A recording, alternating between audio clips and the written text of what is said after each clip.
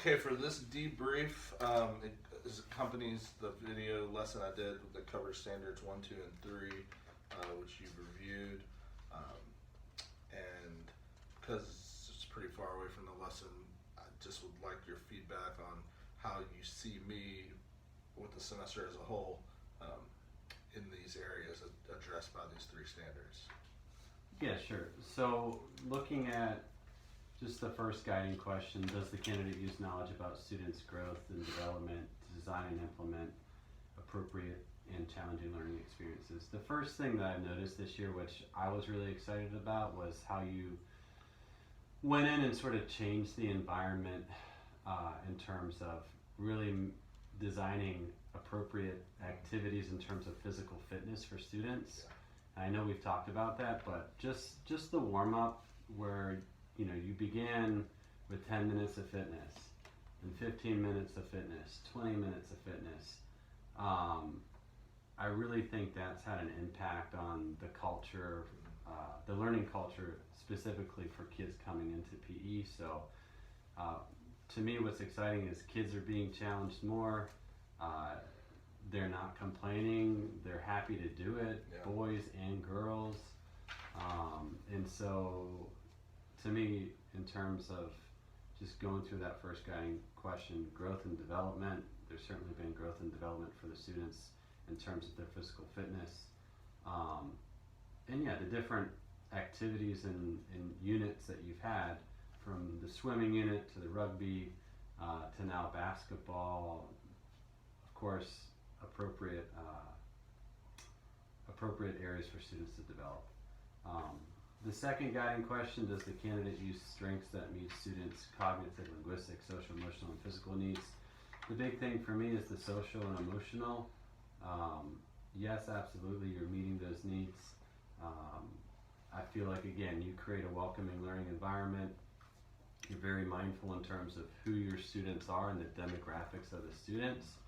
And because of that, you're able to create strong relationships with them and meet their needs. Yeah, and standard 1 ties right into standard 2. Differences, cultures. The different cultures that we have are 3 main populations, from Korean, Chinese, and then our Western population. Again, positive learning environment. I think you've really created a different culture this year. And not just in terms of the classroom, in terms of the whole sports department. Being the athletic director, we've got kids coming out in record numbers. They wouldn't be coming out in record numbers if they didn't feel supported and valued. So that's a compliment to you. Both those guiding questions, to me, they sort of mirror each other.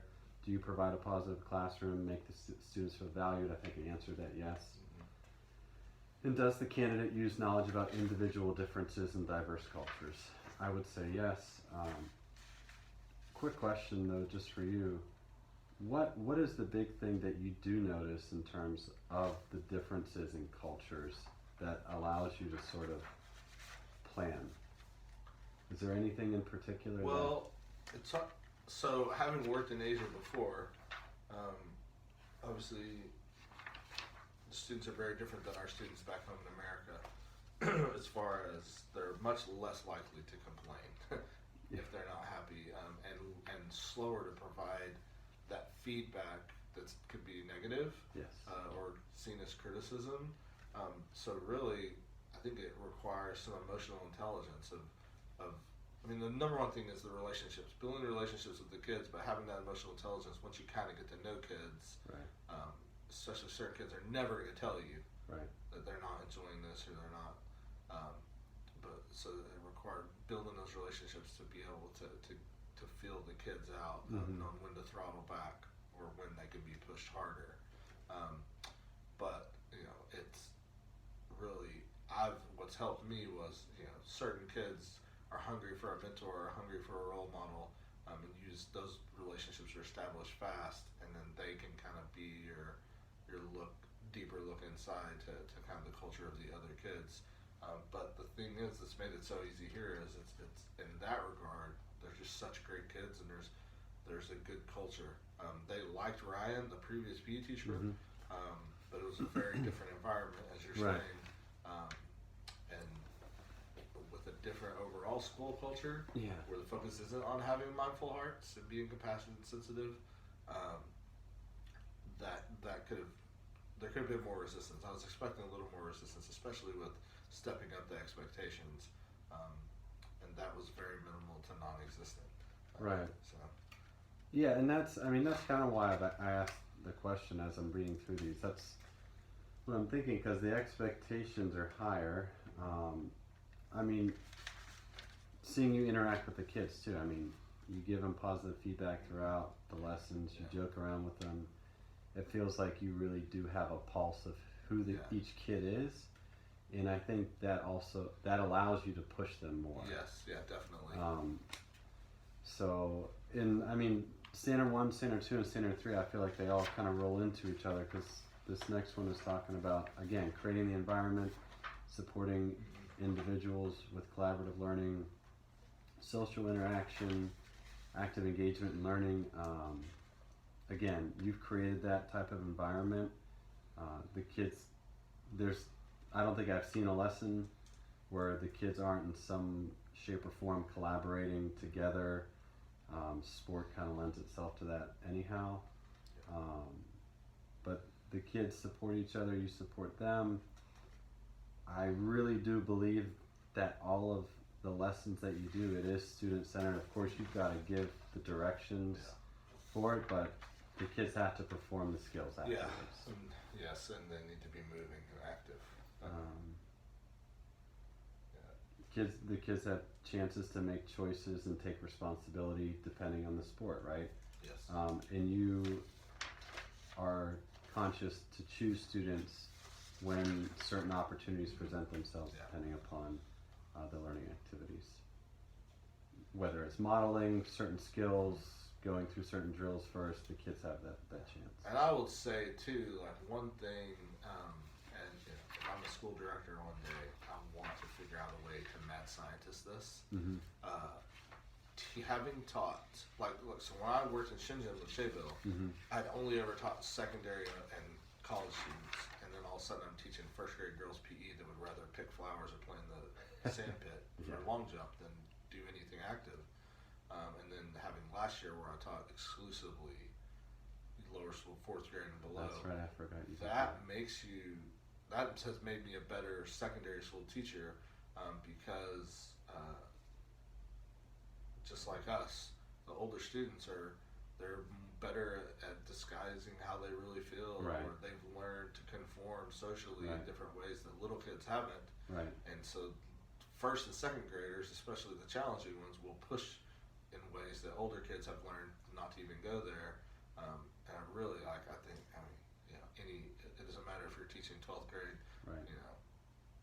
macroeconomics or oceanography, you would benefit from a semester or a year teaching first and second graders, because that being tuned into really having to know, it's like Lindsay, any of the lower school teachers tell you, they have to know each kid and teach each kid where they're at, versus really you can get away with not doing that, not putting as much care and focus, especially into your planning with older kids, because especially our kids, they'll fall in line. Yeah, they'll fall in line. But it gives you a different perspective and a different appreciation.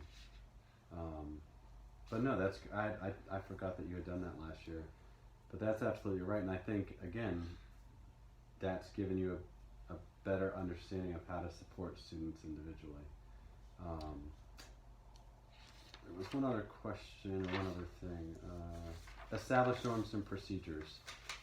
Again, going back, I think this year you've done an excellent job stepping in for upper school PE, establishing a different set of norms, going back to having a real warm-up where kids are breaking into a sweat and then getting into that physical fitness. I've been surprised that there wasn't more pushback. Again, our kids are great. They don't really complain about things. But then for me to see them going through that 15, 20 minutes, and they're really working. And then transitioning into the days different activities or skills that they're working on depending upon the unit. And again, the kids are engaged, they're on task. You created a positive classroom environment, whether you're in the gym, you're outside. The behavior expectations are there, and the kids are doing a great job. So, thank you. That's good.